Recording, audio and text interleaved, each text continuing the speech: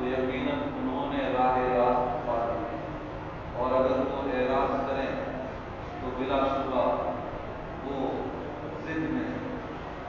بس اب اللہ آپ کی طرف سے ان سے نمٹ جائے اور وہ خوب سننے والے، خوب جاننے والے ہیں۔ صبغۃ اللہ ومن احسن من اللہ صبغۃ ونحن له عابدون۔ اللہ کا رنگنا اور اللہ سے بہتر کون رنگ سکتا ہے، اور ہم اسی کی عبادت کرتے ہیں۔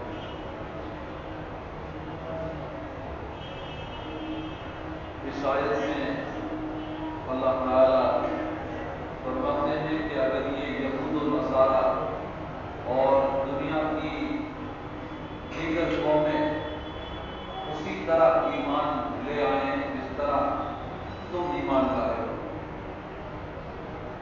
یعنی حضرات صحابہ کرام، تو اس صورت میں یہ لوگ راہ راست پر سمجھے جائیں گے، حقیقی مومن اور حقیقی موحد سمجھے جائیں گے۔ اور اگر یہ یہود و نصارہ محمد صلی اللہ علیہ وسلم کے دین کو ماننے پر آمادہ نہ ہوں، اسے قبول نہ کریں، صحابہ جیسا ایمان دل و جان سے تسلیم کرنے والے نہ بنیں، تو پھر یہ ضدی لوگ ہیں۔ اللہ فرماتے ہیں پھر یہ ضدی لوگ ہیں، پھر یہ تمہارے خیر خواہ نہیں بلکہ تمہارے کٹر دشمن ہیں۔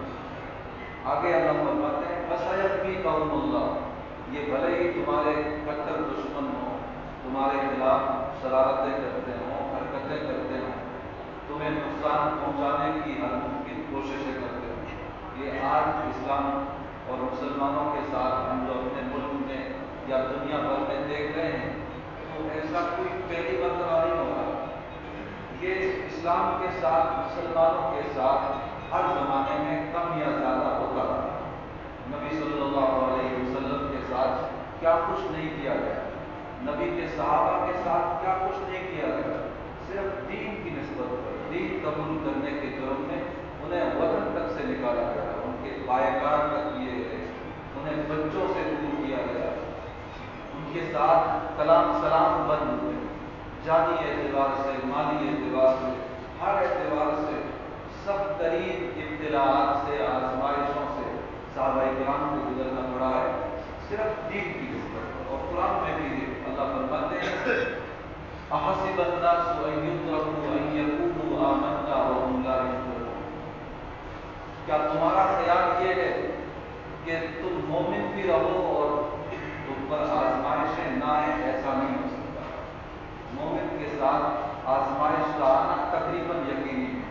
ہاں البتہ مومن جب اس آزمائش کو صبر سے کام لیتا ہے تو اللہ تعالیٰ دین پر، اعمال اسلام پر، عقائد پر استقامت اس کے لیے آسان بنا دیتے ہیں، اور مصائب سے گزرنے کے نتیجے میں رضائے رب کا حصول اور جنت میں دخول اولی کا اعزاز اس کا نصیبہ بن جاتا ہے۔ تو اس آیت میں اللہ فرماتے ہیں کہ اگر یہ لوگ اے صحابہ تم جیسا ایمان لاتے ہیں تو راہ راست پر سمجھے جاتے ہیں، اور اگر ایمان نہیں لاتے تو پھر یہ ضدی ہیں، تمہارے کٹر دشمن ہیں۔ لیکن ان ضدی لوگوں سے، ان کٹر دشمنوں سے خوف زدہ ہونے کی تمہیں بھی کوئی ضرورت نہیں ہے۔ اللہ تعالیٰ تم سب کی طرف سے ان سے خود ہی نمٹ جائے گا۔ اللہ خوب دیکھنے والے ہیں اور حالات کو خوب جاننے والے ہیں۔ یہ آیت حضرات صحابہ کرام کے لیے جس طرح تسلی کا سامان تھی، ایسے ہی قیامت تک آنے والے مسلمانوں کے لیے تسلی کا سامان ہے۔ لیکن تسلی کا سامان ہونے کے ساتھ ساتھ یہ آیت صاف طور پر ہمیں یہ بھی کہہ رہی ہے کہ پھر ایمان بھی ویسا ہی ہونا چاہیے جیسا صحابہ کا تھا، اعمال بھی ویسے ہی ہونے چاہیے جیسے صحابہ کے تھے۔ وہ ایمان، وہ ایمانی عزم، وہ ایمانی حوصلہ، وہ اعمال اور عقائد کی پختگی جب ہماری زندگی میں بھی ہوگی تو اللہ تعالیٰ کی وہی نصرتیں ہمارے ساتھ بھی شامل ہوگی اور حالات کا رخ یکسر بدل کر رہ جائے گا انشاءاللہ۔ اگلی آیت میں اللہ تعالیٰ نے عیسائیوں کے ایک غلط خیال کی تردید فرمائی ہے۔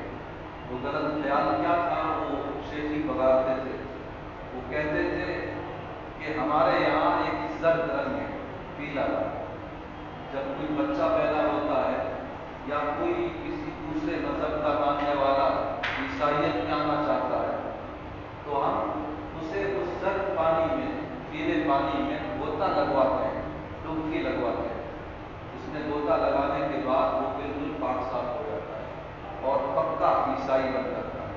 جبکہ مسلمانوں کے پاس تو اس طرح کا کوئی معنی نہیں ہے۔ اس طرح عیسائی شیخی بگاتے ہیں۔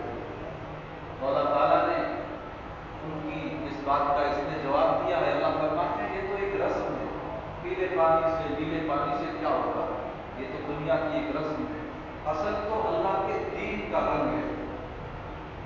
اللہ کے دین کا رنگ وہ حقیقت میں اصل رنگ ہے۔ اللہ کے دین کے رنگ کو اپنے اوپر چڑھاؤ، صحیح معنوں میں اللہ کے پرستار بن جاؤ تو کامیابی ملے گی، ورنہ پیلے اور نیلے پانی سے انسان کی کامیابی کا کوئی دور دور تک بھی تعلق نہیں۔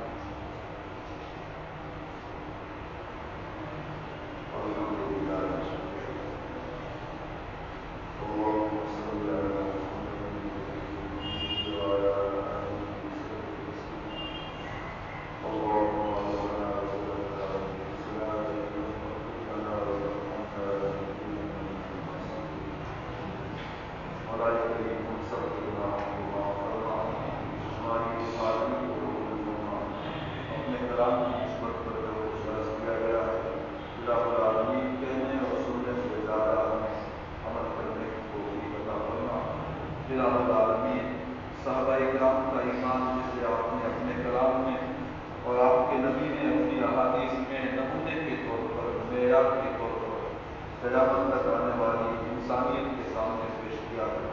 الہ العالمین ہمیں صحابہ جیسا ایمان عطا فرما، انہی جیسی ایمان کی محبت عطا فرما، ایمان کی حلاوت عطا فرما، انہی کی طرح ایمان کی نسبت پر اپنا سب کچھ خرچ کر دینے کی، لگا دینے کی توفیق عطا فرما۔ الہ العالمین دین کی خدمت کو، دین کی نصرت کو، اس کی دعوت و تبلیغ کو اپنی ترجیحات میں شامل رکھنے کی توفیق عطا فرما۔ الہ العالمین باطل افکار و خیالات سے، باطل نظریات رکھنے والے لوگوں سے، اس طرح کے فتنوں سے امت مسلمہ کے ہر فرد کی مکمل طور پر حفاظت فرما۔ الہ العالمین ایمان پر استقامت ہم سب کے لیے بے حد سہل فرما، گناہوں کے اس ماحول میں ایمان پر جمنا ہمارے لیے آسان فرما۔ الہ العالمین ماہ رمضان المبارک جو عنقریب ختم ہونے والا ہے، الہ العالمین اس کے آخر کے چند ایام ہمیں دل و جان سے قدر کر لینے کی توفیق عطا فرما۔ رہ جانے والے ان چند دنوں میں ہمیں مکمل طور پر اپنی عبادت کے لیے، اپنی اطاعت کے لیے، اپنے کلام کی تلاوت کے لیے، نوافل کی ادائیگی کے لیے فارغ کر دینے کی توفیق عطا فرما۔